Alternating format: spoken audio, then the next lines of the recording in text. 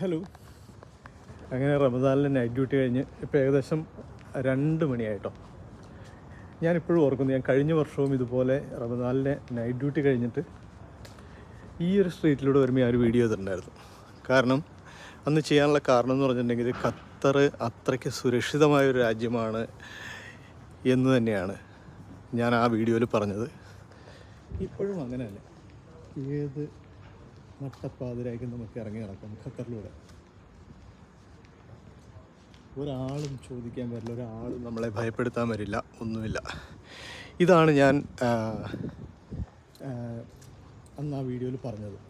അതുപോലെ തന്നെ ഇന്നും എന്നും ഇത്രയ്ക്ക് സുരക്ഷിതമായ വേറെ ഏത് രാജ്യമാണുള്ളത്? നിങ്ങൾ UK ആണെങ്കിൽ നിങ്ങൾ ഈ ഖത്തറിലേക്ക് വരും. ഖത്തറിൽ വന്നിട്ടൊന്ന് കാണും ഇവിടുത്തെ ഈ ഒരു സുരക്ഷിതത്വം.